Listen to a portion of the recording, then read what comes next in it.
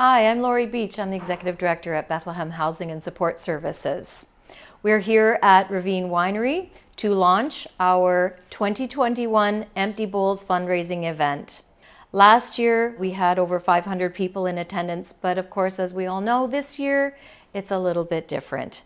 We are so pleased and so excited to introduce to you our Empty Bowls at Home, featuring 4 main restaurants, and they have provided us with wonderful recipes that you can make at home, but you'll also be able to make it right along with some of our chefs from our 4 restaurants. You, along with over 250 other families and households, will be joining us at Empty Bowls at Home, and all of the proceeds from your participation will be supporting affordable housing and our support services for vulnerable families in the community of Niagara Region. Thank you so very much for your support and participating in the event today.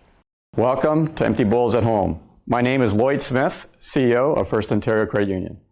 First Ontario has long believed in the value of supporting our communities. It is part of who we are as an organization and what drives us to give our time and resources to initiatives that can create value and ultimately make an impact. First Ontario has been a long-time supporter of Empty Bowls and the work that Bethlehem Housing and Support Services does to ensure everyone in our community can have a safe and affordable place to live. We are proud to be behind an initiative that can raise awareness about affordable housing and allows us to work together to make a difference.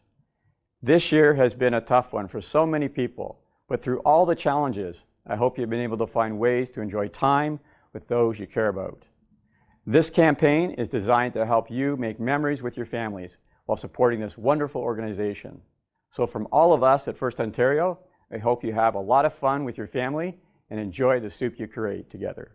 Hi everyone, my name is Kevin Mitchell. I'm the executive chef at the Profio Estate Winery, and today I will be going over how to make homemade Italian wedding soup.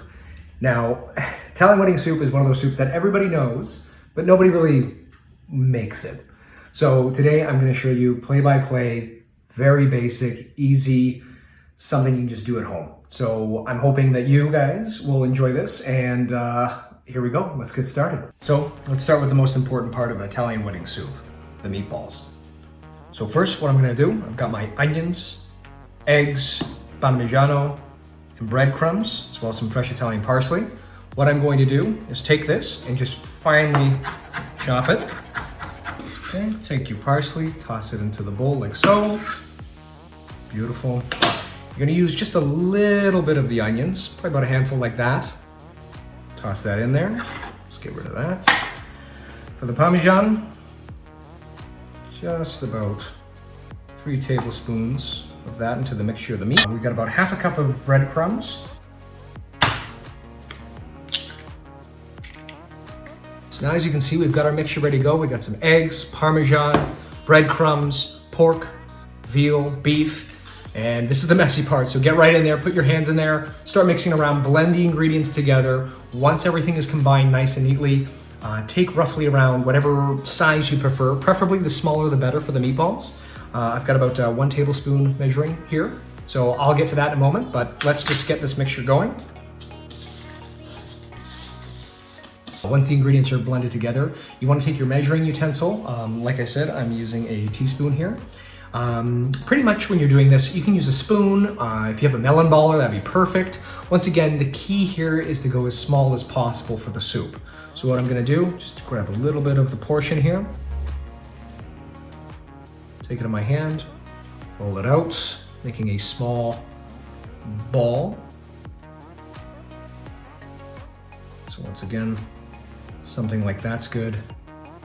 And then once you do that, you're then going to take it into a pan, tray, a little bit of tin foil, and then you're gonna lay out all the meatballs you can do from this mixture, and then we're gonna place it in the oven. So we have our meatballs rolled out. During this point, what I like to do is take a little bit of my oil. You can use extra virgin, garlic infused, whatever you have around the house.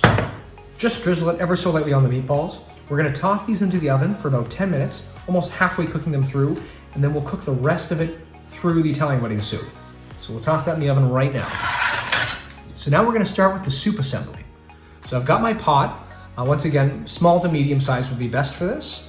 We're going to take the garlic that we have already chopped up, as well as the onions. And then in our pot, we're gonna toss a little bit of oil into it, just covering the base. And then we're gonna leave this on a high heat. We're gonna take our garlic and our onions and we're gonna toss it into the pot. Garlic and the onions have been sweated down. So our next step is now that we're going to add the carrots. And then we're gonna cook this down with our mixture. So now that our carrots have gotten to a more softer consistency, we're then going to add our chicken stock. Just like so. And then our fresh spinach. Very generous, get right in there. Perfect. So now that those have been combined, we're then going to place it on a medium heat and let that cook a little bit longer. So once again, we're looking for something similar to this, partially cooked, because now we're going to toss this into the soup base and we'll cook the rest of the way through.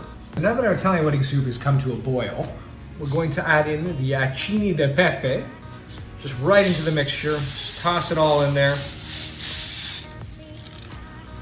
Once all your pasta's in, we're then going to place it back on the heat on a lower temperature and cook that through until the pasta's done. And then, hopefully, after that, we'll be ready to serve. And we're coming to the final steps of the preparation. Honestly, guys, I wish you were here. My entire house smells like my grandmother's kitchen. Fresh garlic, and just, I can't explain it. So, during this final step, I usually take fresh Italian parsley, roughly anywhere between 4 to 6 sprigs. And then I finally chop it and then toss it into the Italian wedding soup and then stir for the last 3 minutes so it blends in nicely. This gives off some nice earthy tones which complement the meatballs, the sharpness of the Parmigiano, and blends very nicely. Oh man, smell that. Okay, so our soup is done, and now it's time to plate. So once again, I've got my bowl.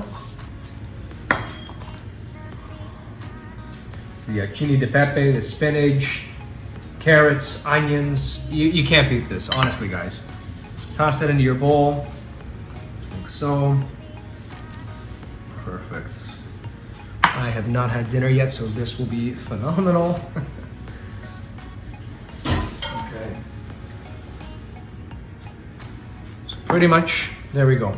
We're looking for this consistency, the meatballs, the carrots. This is, you can't beat this. This is Italian cooking at its best. So to finish it all off, we're gonna use some of the Parmigiano. And once again, guys, be heavy with this. Just toss that right on there. Let that blend right in. That smells amazing. And then a little bit of parsley to garnish.